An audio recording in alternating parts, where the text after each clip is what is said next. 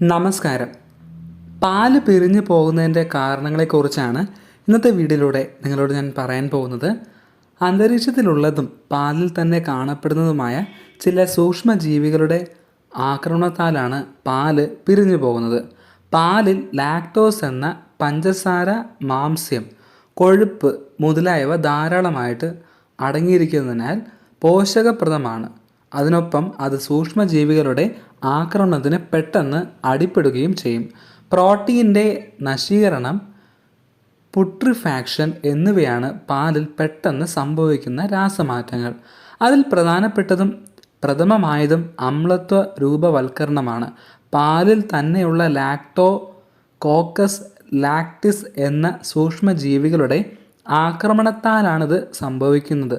അവയുടെ ആക്രമണത്തെ തുടർന്ന് നേരിയ അളവിൽ അമ്ലത്വ രൂപവൽക്കരണം നടക്കുകയും തുടർന്ന് കൂടുതൽ കാര്യക്ഷമമായി ആക്രമിക്കാൻ ശേഷിയുള്ളതും ലാക്ടോബാസിലസ് എന്ന സൂക്ഷ്മജീവികളുടെ ആക്രമണത്തിന് അവസരം സൃഷ്ടിക്കുകയും ചെയ്യുന്നു.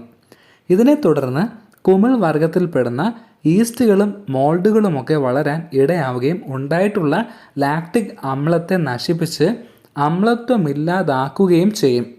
ഇതോടുകൂടി മാംസ്യം നശിപ്പിക്കാൻ ശേഷിയുള്ള ബാക്ടീരിയയുടെ എണ്ണം പെരുകുകയും മാംസ്യം നശിപ്പിക്കപ്പെടുന്നതിനെ തുടർന്ന് ചീഞ്ഞ നാറ്റവും രുചിഭേദവും ഒക്കെയായി പാല് വിഷമയമായി തീരുകയും ചെയ്യുന്നു. പാലിലെ പഞ്ചസാരയും മാംസ്യ ഘടകങ്ങളുമൊക്കെ ഇങ്ങനെ നശീകരിക്കപ്പെടുന്നതിനാൽ അതിൻ്റെ സാന്ദ്രത ഏറിയതും പ്രകാശം കടത്തി വിടാത്തതുമായ അവസ്ഥ മാറി കൊഴുത്തതും പ്രകാശം കടത്തി വിടുന്നതായ ദ്രവമായി മാറുന്നു.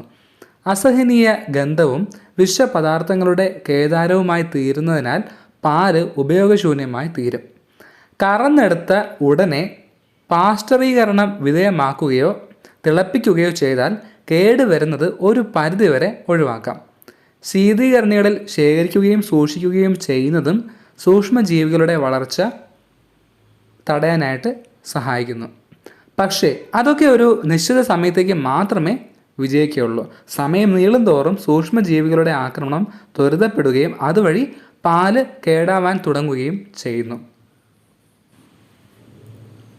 കടകളിൽ പാൽ എത്തിയാൽ ഉടനെ ഫ്രിഡ്ജ്, ഫ്രീസർ, പഫ് ബോക്സ് എന്നിവയിലേക്ക് മാറ്റുന്നത് പാല് പെരിയുന്നത് ഒഴിവാക്കാൻ സാധിക്കും. പാല് തുറസായ സ്ഥലങ്ങളിലോ വെള്ളത്തിലോ സൂക്ഷിക്കാൻ പാടില്ല. ശീതീകരണ സംവിധാനമില്ലാത്തവർ പാല് വാങ്ങിയാലുടൻ തിളപ്പിച്ച് സൂക്ഷിക്കുക. പാല് കേടാകാതിരിക്കാനുള്ള വിദ്യയെ പറയുന്ന പേരാണ് പാസ്ചറൈസേഷൻ. പാലിലെ ബാക്ടീരിയകളെ നശിപ്പിക്കാൻ 100 ഡിഗ്രി സെൻറ്റിഗ്രേഡിൽ ചൂടാക്കി തിളപ്പിച്ച് പെട്ടെന്ന് തണുപ്പിച്ച് -0 കൊണ്ടുവരുന്ന വിദ്യയാണിത്. മഹാനായ ലൂയി പാസ്റ്റർ ആയിരുന്നു ഈ വിദ്യ കണ്ടെത്തിയത്. അദ്ദേഹത്തിൻ്റെ ഓർമ്മയ്ക്കാണ് പാസ്ചറൈസേഷൻ എന്ന പേര് വന്നത്. അന്യ സംസ്ഥാനങ്ങളിൽ നിന്ന് വരുന്ന പാലിൻ്റെ കാര്യത്തിലും പ്രശ്നം ഗുരുതരമാണ്. പാസ്ചറൈസേഷൻ 90% ഫലപ്രദമാണെങ്കിലും സ്വകാര്യ സഹകരണ സർക്കാർ, ഇതര ഏജൻസികൾ ഉൾപ്പെടെയുള്ളവർ സംസ്ഥാനത്ത് വിതരണം ചെയ്യുന്ന പാൽ സാമ്പിളുകളിൽ ചിലതിൻ്റെ മൈക്രോബിയൽ കൗണ്ട് ആശങ്കയ്ക്ക് വക നൽകുന്നുണ്ട്. കോളിഫോം, ഈക്കോളി, സ്റ്റെഫൈലോകോക്കസ് ഓറിയസ് എന്നിവയുടെ സാന്നിധ്യം പാസ്ചറൈസ് ചെയ്ത ശേഷവും ചിലപ്പോഴൊക്കെ കാണാറുണ്ട്. ജലാറ്റിൻ, പഞ്ചസാര, അമോണിയം സൾഫേറ്റ്, സോപ്പിൻ്റെ അംശം ഇവയൊക്കെ പാലിൽ മാലിന്യമായി കാണാറുണ്ട്. പാല് കറക്കുന്ന സമയം മുതൽ ഓരോ ഘട്ടത്തിലും ശുചിത്വ പരിപാലനത്തിന് ക്ഷീരകർഷകർക്ക് ബോധവൽക്കരണം നടത്തണം. പാൽ സംസ്കരണ പ്ലാന്റിലെ pasteuriser pipe line, storage tank, packing യന്ത്രങ്ങൾ ഇവ ശുചിയായി സൂക്ഷിക്കണം. ഒത്തുപിടിച്ചാൽ ഈ വേനൽക്കാലത്ത് ആരോഗ്യകരമായിട്ട് നമുക്കെല്ലാവർക്കും പാല് കുടിക്കാനായിട്ട് സാധിക്കും. ഉയർന്ന അന്തരീക്ഷ താപനില പാലിൻ്റെയും പാൽ ഉൽപ്പന്നങ്ങളുടെയും ആയുസ് കുറയ്ക്കുന്നു. ഊഷ്മാവ് വർദ്ധിക്കുമ്പോൾ പാലിൽ അടങ്ങിയിരിക്കുന്ന സൂക്ഷ്മാണുക്കളും വർദ്ധിക്കും. കടകളിൽ നിന്ന് വാങ്ങുന്ന പാക്കറ്റ് പാലുകൾ പാകം ചെയ്യുമ്പോൾ പിരിയുന്നത് പതിവാകുകയാണ്. വിൽപ്പനയ്ക്ക് എത്തിക്കുന്ന പാക്കറ്റ് പാലുകൾ ഫ്രിഡ്ജിൽ സൂക്ഷിക്കേണ്ടതിന് പകരം കടത്തിണ്ണയിലോ റോഡ് വക്കിലോ പെട്ടികളിൽ വയ്ക്കുന്നതാണ് വേഗത്തിൽ പിരിയാൻ കാരണമെന്ന് ഡയറി വകുപ്പ് അധികൃതർ പറയുന്നു. ഏത് ഭക്ഷണ പദാർത്ഥവും കേടുകൂടാതെ ഉപയോഗിക്കാൻ കഴിയുന്ന ഷെൽഫ് ലൈഫിനപ്പുറം ഭക്ഷണം ഗുണനിലവാരത്തോടെ ഇരിക്കത്തില്ല. കാലയളവിനൊപ്പം ശ്രദ്ധിക്കേണ്ട ഒന്നാണ് ഭക്ഷണം സൂക്ഷിക്കേണ്ട ഊഷ്മാവ്. ഓരോ ഭക്ഷണ സാധനവും സൂക്ഷിക്കേണ്ട രീതിയിലാണോ റീറ്റെയിൽ ഷോപ്പുകളിൽ നിന്നും ലഭിക്കുന്നതെന്നതും പ്രധാനമാണ്.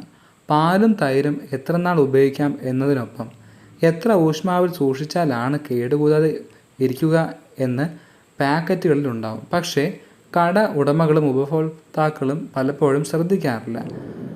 സിപ്പപ്പ്, ഐസ്ക്രീം, തൈര്, സംഭാരം, ലസ്സി, ശീതളപാനീയങ്ങൾ തുടങ്ങി വേനലിൽ ആശ്വാസമാകുന്ന എല്ലാ ഉൽപ്പന്നങ്ങൾക്കും അന്തരീക്ഷ താപനിലയിലെ വർധന ഭീഷണിയാണ്. കടകളിലും വീടുകളിലും ഷേക്കുകൾ തയ്യാറാക്കാൻ ഉപയോഗിക്കുന്ന പാലിൻ്റെ ഗുണനിലവാരവും പരിശോധിക്കപ്പെടുന്നില്ല. മധുരവും പഴങ്ങളും ചോക്ലേറ്റും ചേരുന്നതോടെ പാലിൻ്റെ രുചിയിൽ വ്യത്യാസമുണ്ടെങ്കിൽ പോലും തിരിച്ചറിയാനാവില്ല. പൊതുവെ വേനൽക്കാലത്ത് പാൽ ഉൽപ്പാദനത്തിൽ ഗണ്യമായ കുറവുണ്ടാകുന്നത് സാധാരണമാണ്. പച്ച പുല്ലിൻ്റെ ലഭ്യതയിലുണ്ടാകുന്ന കുറവാണ് പ്രധാന കാരണം. നാരുകൾ അടങ്ങിയ ആഹാരം ലഭിച്ചാൽ മാത്രമേ പശുക്കളിൽ മികച്ച രീതിയിൽ പാൽ ഉൽപ്പാദനം നടക്കൂ. തീറ്റപ്പുൽ കൃഷി വ്യാപകമാക്കാൻ ഡയറി വകുപ്പ് നിരവധി പദ്ധതികൾ ആസൂത്രണം ചെയ്തെങ്കിലും വെള്ളത്തിൻ്റെ ക്ഷാമം മൂലം വേനൽക്കാലത്ത് കൃഷി ചെയ്യുന്നവർ കുറവാണ്. വേനൽ മഴ ലഭിച്ചാൽ പച്ചപ്പുല്ലിൻ്റെ ക്ഷാമത്തിന് പരിഹാരമാകും. പാൽ തൈരായി മാറുന്നതിന് സാധാരണ 6 മുതൽ 14 മണിക്കൂർ മതി. തുടർന്ന് തണുത്ത അന്തരീക്ഷത്തിലാണ് സൂക്ഷിക്കേണ്ടത്. അല്ലെങ്കിൽ ഫെർമെൻറ്റേഷൻ നടന്ന് പുളിപ്പ് കൂടുകയും വാതകങ്ങൾ ഉണ്ടായി പാക്കറ്റ് വീർത്ത് വരികയും ചെയ്യും. ദീർഘനേരം അന്തരീക്ഷ ഊഷ്മാവിൽ ഇരുന്നിട്ടും പാലും തൈരും കേടാവുന്നില്ലെങ്കിൽ മായമുണ്ടെന്ന് സംശയിക്കാം.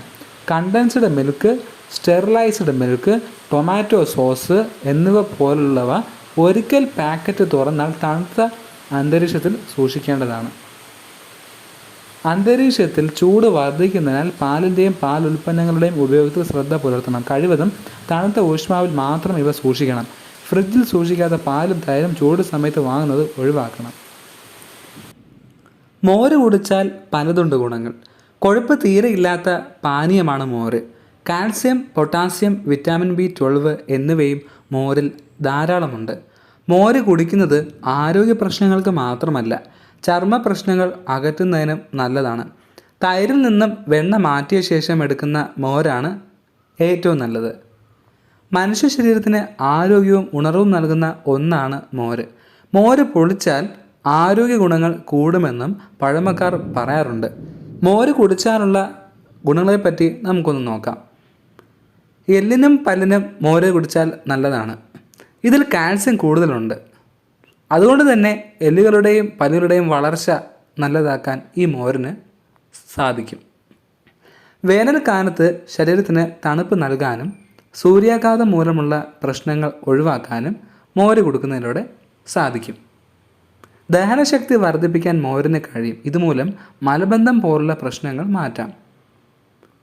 കൊഴുപ്പ് തീരെ ഇല്ലാത്തതിനാൽ നമ്മൾ വണ്ണം വയ്ക്കുമെന്നും പേടിക്കണ്ട.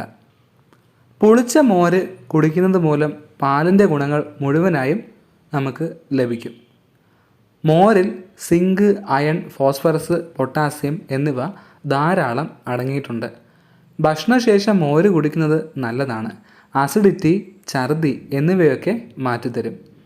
കഫം, വാതം എന്നിവയുള്ളവർ മോര് കഴിക്കരുതെന്ന് പറയാറുണ്ട്. എന്നാൽ നന്നായി വെള്ളം ചേർത്ത് കഴിക്കുന്നതിൽ കുഴപ്പമുണ്ടാകില്ല. മോര് ഉണ്ടാക്കുമ്പോൾ അതിൽ പച്ചമുളകും ഉപ്പും നാരകത്തിൻ്റെ ഇലയും ചേർക്കുക. നല്ല രുചിയും ആരോഗ്യപ്രദവുമാണത്.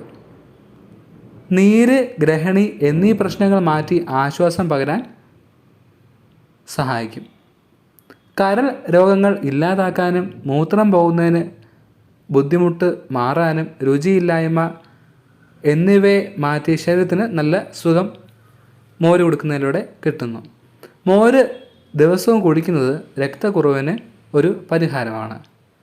മോര് നിത്യേന കഴിച്ചാൽ മൂലക്കുരു മാറിക്കിട്ടും. ചിക്കൻ വിഭവങ്ങൾ വയ്ക്കുമ്പോൾ അല്പനേരം ചിക്കൻ മോരിലിട്ട് വയ്ക്കുക. നാറ്റം മാറ്റാനും എളുപ്പം വേവുന്നതിനും ഇത് സഹായിക്കും.